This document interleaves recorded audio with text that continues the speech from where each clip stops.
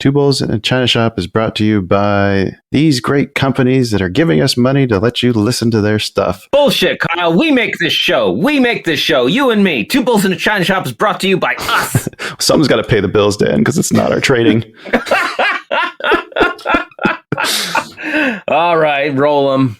Progressive Snapshot can save you money based on how you drive and how much you drive. So the safer you drive, the more money you could save. Now, if you didn't hear that because you were looking at your phone while driving, let me say it again. Seriously, put down your phone. That is so unsafe. If you didn't do stuff like use your phone while driving, you could save money with Progressive Snapshot. But saving or not, just put it down. And if you did hear it the first time because you weren't looking at your phone, nice work. You'd love Snapshot from Progressive because it rewards safe drivers. Progressive Casualty Insurance Company and Affiliates. Snapshot not available in California and North Carolina or from all agents. You are listening to an entertainment program put together by a company called Financial Ineptitude. Anything said on this show is not an endorsement or professional advice. Would you really want to tell a court of law you were suing us because you thought taking financial advice from two idiots on a podcast put out by Financial Ineptitude was a good idea? Really? Clown hat smiley face.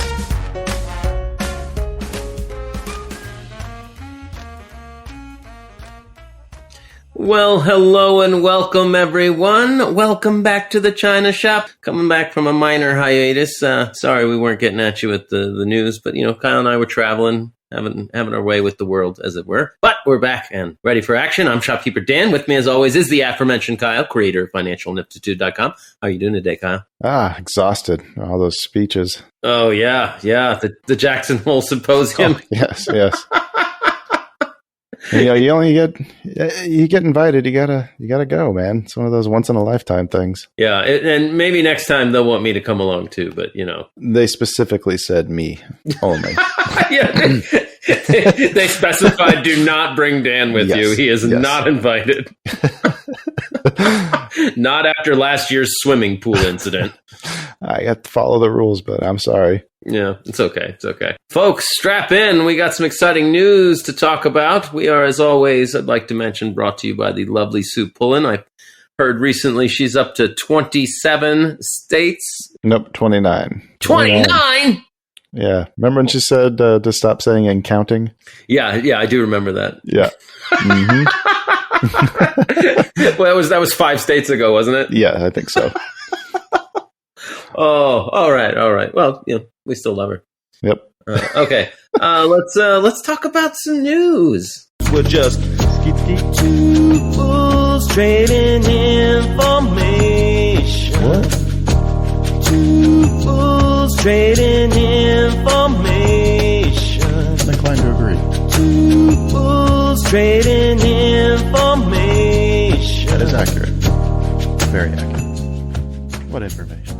All right, Kyle. Yes. So many good stories. What are we leading off with? I got to talk about this crypto story I saw. Yes, let's do that. That's a great one to lead with. Which is funny because I posted it before I really read it, because I just saw the headline. It's the Hollywood star Matt Damon sponsored company, I think is what it said, something like that. Fortune favors the brave. Yeah. Be brave. Buy crypto. So I guess the Crypto.com accidentally transferred $10.5 million to an Australian woman when processing a $100 refund. Which I think we've talked about this happening before. This isn't the first time. But it took them 7 months to figure this out. 7 months? They didn't miss $10.5 million for 7 months? Yeah, it makes me wonder if they did notice and just didn't want to say anything. Like the person who noticed was too embarrassed. It was like, no. I mean, more like we're worried that we're going to go under. Maybe we don't want this news getting out. Oh, like I assume if you went into bankruptcy, it would get out one way or another, right? The bankruptcy courts would look at the books. You would think so. Jeez. Oh, I feel bad because if it was $500, I would notice day one. Right. So I was trying to read more about how this actually happened, but it said that they paid out the money instead of the $100 refund after they accidentally put her account number into the payment amount field. Oh, wow. Yeah. Her account number. Yeah. Ooh, I can see that mistake being made. Everybody still feeling good about Matt Damon pushing crypto? So she did exactly what I always wonder why people don't do, and tried to spend it. 1.35 million on a 4-bedroom home. Nice. It seems that that she's not going to get to keep that, though. What? They tried to serve her, and the only letter they got back was something that said "received, thank you." The default judgment was awarded to Crypto.com. It's forcing her to sell the property as soon as possible. She bought the house and then transferred it to her sister's name, who lives in Malaysia. Oh, okay. So She tried to be a little smart about it. well, let's brainstorm some ways she could have kept that house. I don't know, man. How do you? I mean, you got to change your name and like move, and then change the assets out to something else because they're going to freeze those accounts. The Panama Papers taught us anything. You've got to immediately move that money Yes. to like Panama or the Cayman Islands, and then have a shell company distribute the cash to you bit by bit. Yeah, that might work. Yeah, that she probably could have kept it that way. Where's Jared Bibler? How did the Icelandic banks do it? How did the Icelandic banks do it? Yeah, it's called Bibler. That's what I had on that. What do you got for us? I got a few stories. I think the one I'd like to talk about first is real quick. Just wanted to touch. Bed Bath & Beyond is really in a bad way. I thought they got financing. Okay, they obtained $500 million new financing, and they are laying off 20% of the workforce. But they're also closing 150 namesake stores, shutting them down. It could be a good thing if they're underperforming locations. I mean, for the company, not for the people that work there. Right, not for that workforce or any of those 150 stores. Yeah. They're keeping Bye Bye Baby, though. Their stock did not react well. Well, I think they also announced, too, that they're going to be issuing up to 12 million shares at the market. Yeah, this reverses a strategy that's been embraced by now former CEO Mark Tritton, who got ousted in June. He only had 3 years at the helm.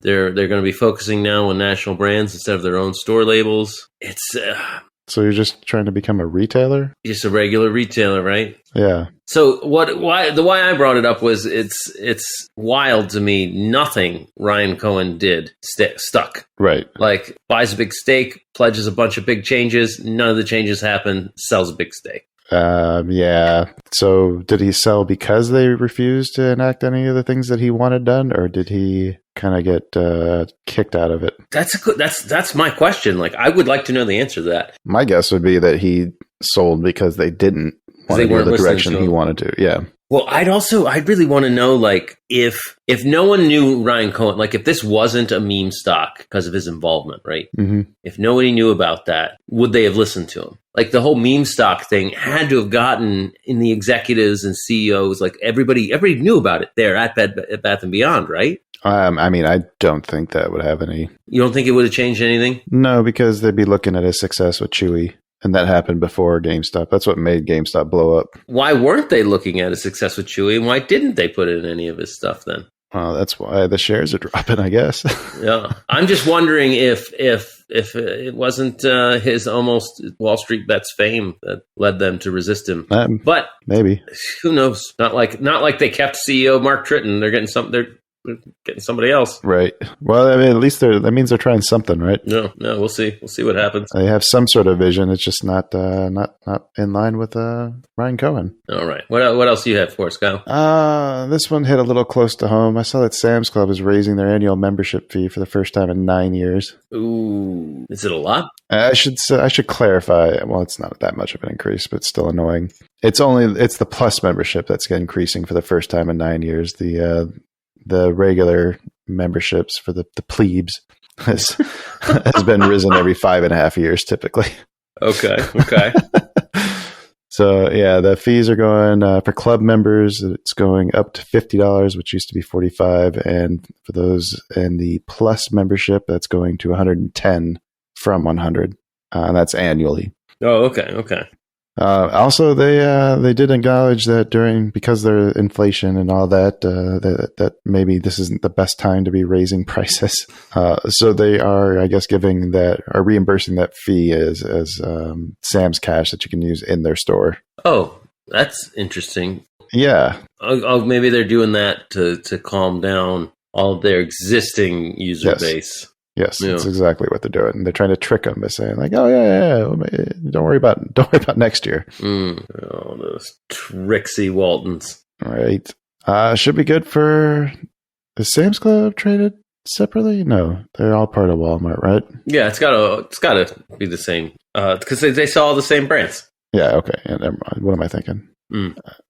But okay, so they've also been seeing like a boom in like membership since COVID, obviously, because people are seeking relief from inflation by trying to get the gas that Sam's has or just the cheaper bulk discounts. Yeah, the CEO of Costco said that he told Squawk on the Street, CNBC, "I can tell you that we think about it every year, but right now, in terms of the membership fee, it's not on the table right now.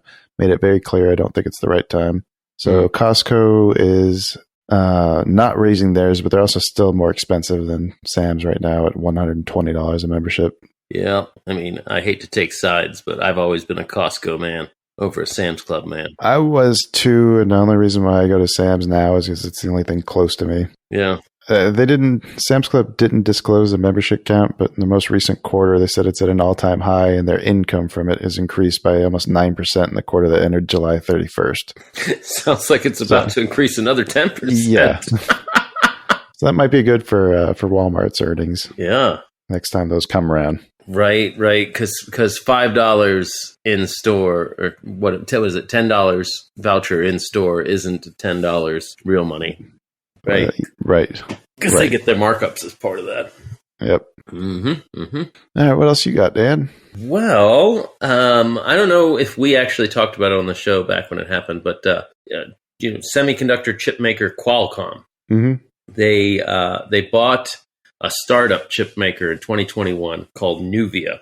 Okay. And Nuvia, they wanted to expand, and they liked Nuvia's chips and patents, and well, turns out they're getting sued by ARM, Mm-hmm. because Nuvia had licensing agreements with ARM to use their architecture and processor designs, Uh-huh.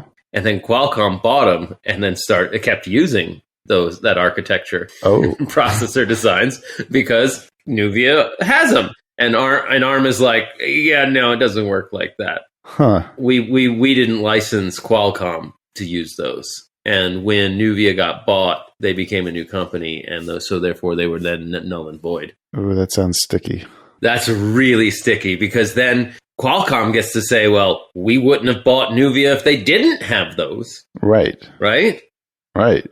This seems like something that would have been negotiated, or should have been negotiated before the deal. Yeah. If ARM wins, then like Qualcomm has to drop so much of their development that they've already been doing. Oh. This is going to be a real slugfest in the courts. What's Qualcomm's ticker? QCOM. QCOM.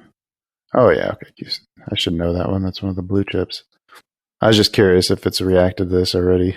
Well, I mean, it's coming. It's closed at 132, coming down to the July 22nd high, 153. Mm-hmm. Probably not too bad yet, but this could really affect them for sure. What was the purchase price for that company? 1.2 some billion? Yeah, Nuvia, 1.4 billion. Their annual revenue looks like, or their quarterly revenues around 11 billion. That could be a big hit. Yeah. Plus all the R&D costs. Yeah, ARM says they've spent more than a year trying to negotiate with Qualcomm a new agreement, but we're not successful. Okay. So they're still going to get an agreement. That's probably what they're suing for, is to try and get better terms. Yeah, ARM says it terminated the licenses in February 2022. Uh-huh. So told Qualcomm to knock it off then, and now they're saying that they haven't. Yeah. And of course, Qualcomm's lawyer has straight said, and I quote, ARM has no right, contractual or otherwise, to attempt to interfere with Qualcomm or Nuvia's innovations. ARM's complaint ignores the fact that Qualcomm has broad, well-established license rights covering its custom-designed CPUs, and we're confident those rights will be affirmed. So it sounds like they're pulling the old, go ahead and try and sue us. We got better lawyers. Yeah. Yeah. Man, I'd be curious to read their actual purchase agreement. Right? So we'll see what happens there. Yeah. Sticky. That's definitely one to follow. All right. Is that one episode down? We're back into it? Back in the swing? I actually have one more real quick to top us off. Okay. Oh, an extra bonus? Yeah, extra bonus story. The CEO of United Refining Company, an oil company, named John Katzimatidis. Yeah. Sure. The CEO of this oil company, Kyle, has a wacky plan to fight inflation, and you'll never guess what it is. Is it more oil? More oil! You did guess! How did you know? Okay. What's the reasoning? Well, the reasoning is that because we've been negotiating with Saudi Arabia and other whatever you call them, OPEC nations, to increase their outputs to help out with freezing Russia out of the oil game, that must be where inflation's coming from in its totality. So if we just pump to full capacity here in the United States, lickety split, problem solved. Seems pretty convenient. Yeah, I thought so too. I mean, no word on the supply chain issues globally, or the increase in the price of food and everything. But right. Well, a lot of the costs are energy. I mean, I'm not saying it wouldn't put a dent in inflation. It will affect it, but in rose-colored glasses of I've got a one-size-fits-all solution. Always. Let's go hear from Hershey's. I think more people need to eat chocolate to reduce inflation. I also have a suspicion that most, if you ask Mark Cuban, it might be lowering taxes on the wealthy might solve inflation. And if you ask me, the secret to curing inflation is to listen to this podcast and tell your friends. Yes. All right, folks, thanks for sticking around to the end. That's me and Kyle trying to shake the rust off. Right. I feel like that to you. Get back into the groove. Oh, yeah. Good times. We'll be back at it. Back at you soon. Till then, happy trades. Goodbye.